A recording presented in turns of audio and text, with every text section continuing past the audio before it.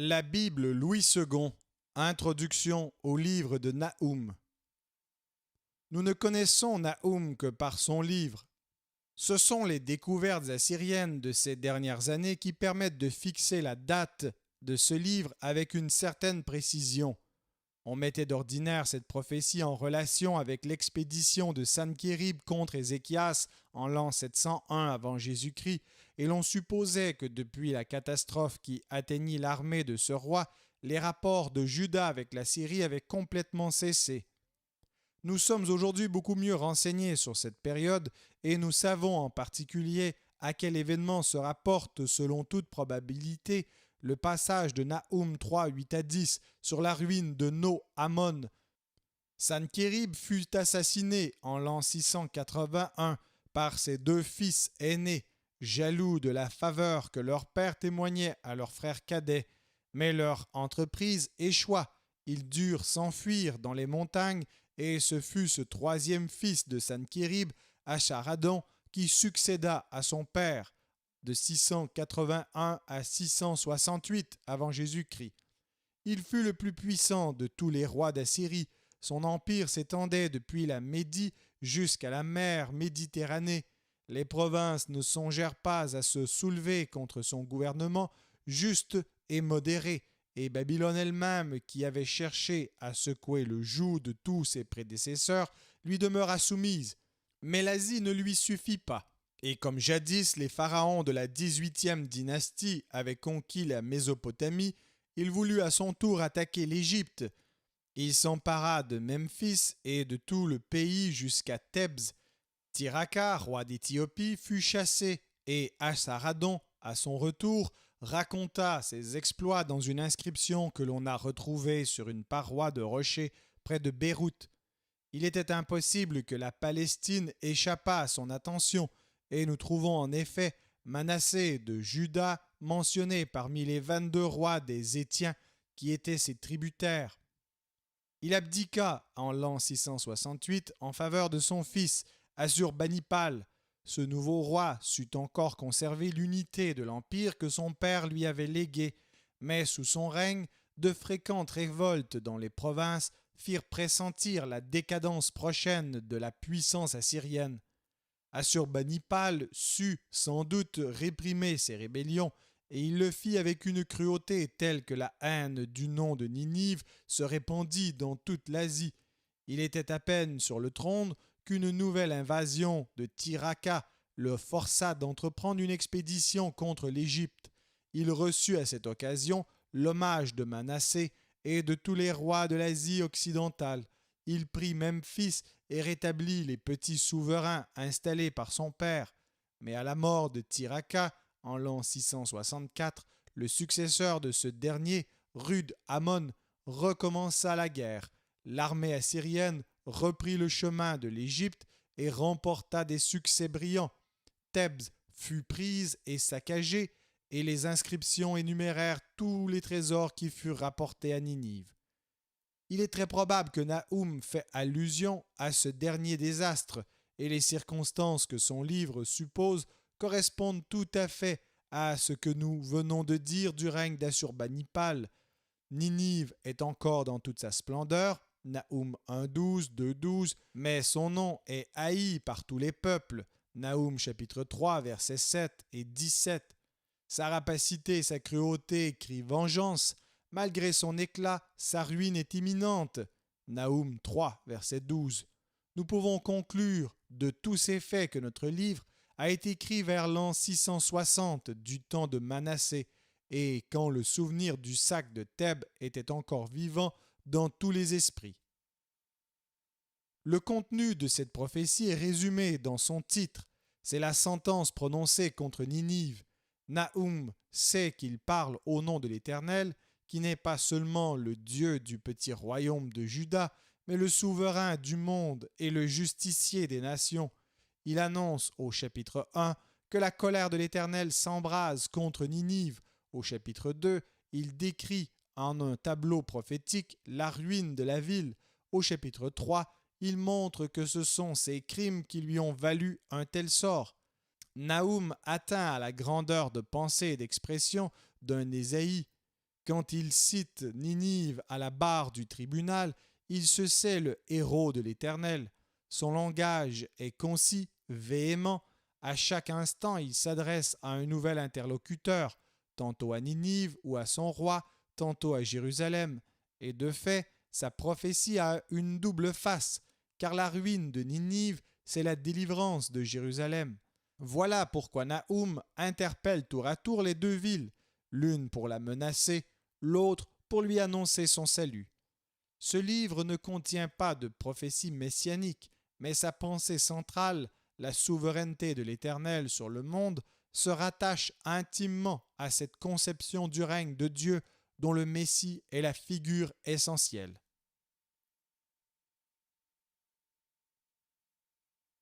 Nahum, chapitre 1. Oracle sur Ninive, livre de la prophétie de Nahum, d'Elkosh. L'Éternel est un Dieu jaloux, il se venge. L'Éternel se venge, il est plein de fureur. L'Éternel se venge de ses adversaires, il garde rancune à ses ennemis. L'Éternel est lent à la colère, il est grand par sa force, il ne laisse pas impuni. L'Éternel marche dans la tempête, dans le tourbillon. Les nuées sont la poussière de ses pieds. Il menace la mer et la dessèche. Il fait tarir tous les fleuves. Le Basan et le Carmel languissent. La fleur du Liban se flétrit. Les montagnes s'ébranlent devant lui, et les collines se fondent. La terre se soulève devant sa face, le monde et tous ses habitants. Qui résistera devant sa fureur? Qui tiendra contre son ardente colère? Sa fureur se répand comme le feu, et les rochers se brisent devant lui. L'Éternel est bon, il est un refuge au jour de la détresse. Il connaît ceux qui se confient en lui. Mais avec des flots qui déborderont, il détruira la ville, et il poursuivra ses ennemis jusque dans les ténèbres. Que méditez-vous contre l'Éternel? C'est lui qui détruit. La détresse ne paraîtra pas deux fois, car entrelacés comme des épines et comme ivres de leur vin, ils seront consumés comme la paille sèche entièrement. De toi est sorti celui qui méditait le mal contre l'Éternel, celui qui avait de méchants desseins. Ainsi parle l'Éternel, quoique intacts et nombreux, ils seront moissonnés et disparaîtront. Je veux t'humilier pour ne plus avoir à t'humilier. Je briserai maintenant son joug de dessus-toi, et je romprai tes liens. Voici ce qu'a ordonné sur toi l'Éternel. Tu n'auras plus de descendants qui portent ton nom. J'enlèverai de la maison de ton Dieu les images taillées ou en fonte. Je préparerai ton sépulcre, car tu es trop léger.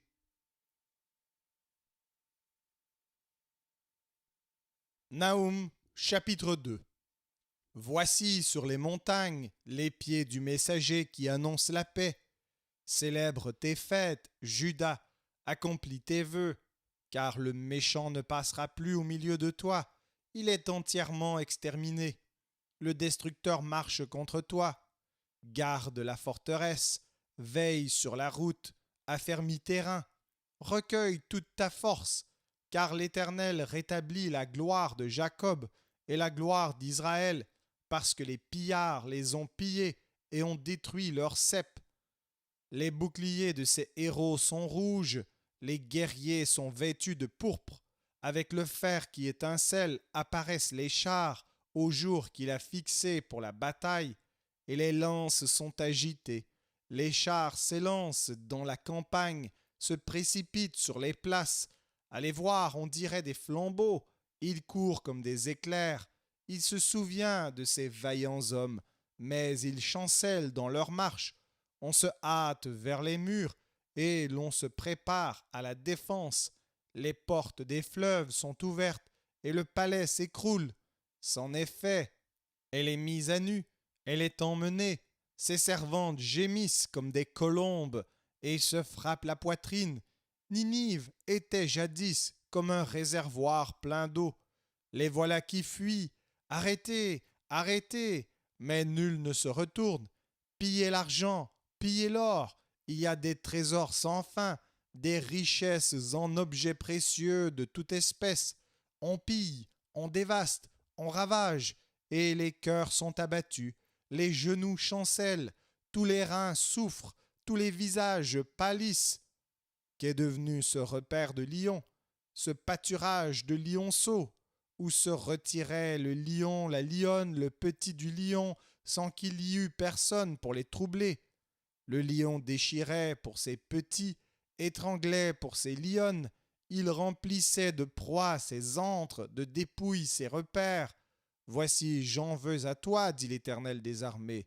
Je réduirai tes chars en fumée, l'épée dévorera tes lionceaux, j'arracherai du pays ta proie, et l'on n'entendra plus la voix de tes messagers.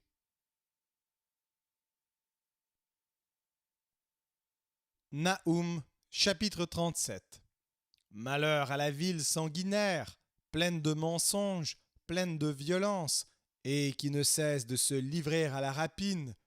On entend le bruit du fouet, le bruit des roues, le galop des chevaux, le roulement des chars. Les cavaliers s'élancent, l'épée étincelle, la lance brille. Une multitude de blessés, une foule de cadavres, des morts à l'infini. On tombe sur les morts. C'est à cause des nombreuses prostitutions de la prostituée, pleine d'attraits, habile enchanteresse, qui vendait les nations par ses prostitutions et les peuples par ses enchantements. Voici, j'en veux à toi, dit l'Éternel des armées. Je relèverai tes pans jusque sur ton visage. Je montrerai ta nudité aux nations et ta honte aux royaumes. Je jetterai sur toi des impuretés, je t'avilirai et je te donnerai en spectacle.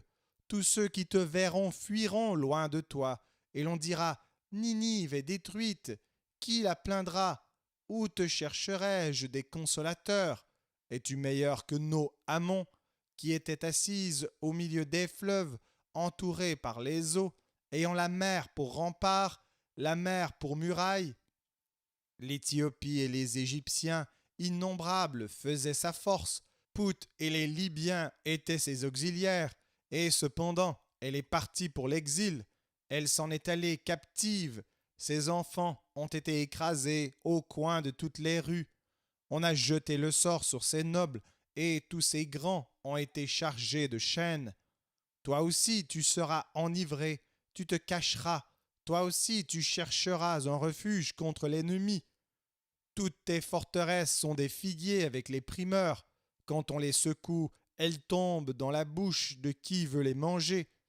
Voici ton peuple, ce sont des femmes au milieu de toi. Les portes de ton pays s'ouvrent à tes ennemis. Le feu consume tes verrous. Puise de l'eau pour le siège. Répare tes forteresses. Entre dans la boue. Foule l'argile. Rétablis le four à briques. Là, le feu te dévorera. L'épée t'exterminera. Te dévorera comme des sauterelles.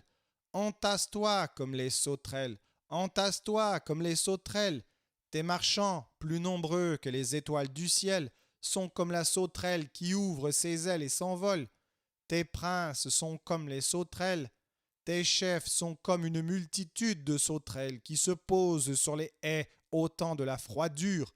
Le soleil paraît, elles s'envolent, et l'on ne connaît plus le lieu où elles étaient. Tes bergers sommeillent, roi d'Assyrie, tes vaillants hommes reposent, ton peuple est dispersé sur les montagnes, et nul ne le rassemble. Il n'y a point de remède à ta blessure, ta plaie est mortelle. Tous ceux qui entendront parler de toi battront des mains sur toi, car quel est celui que ta méchanceté n'a pas atteint? Merci d'avoir écouté cet enregistrement de la Bible. N'hésitez pas à le partager. Vous pouvez également télécharger la version MP3 sur le site Un Héros dans le net. Vous avez le lien dans la description. En visitant notre chaîne, vous allez également trouver d'autres versions de la Bible en audio, ainsi que plusieurs ressources pour étudier la parole de Dieu. Toutes ces ressources sont mises à votre disposition gratuitement. N'hésitez pas de nous faire un don si le Seigneur vous le met à cœur en utilisant le lien qui est également dans la description. Merci encore et que Dieu vous bénisse.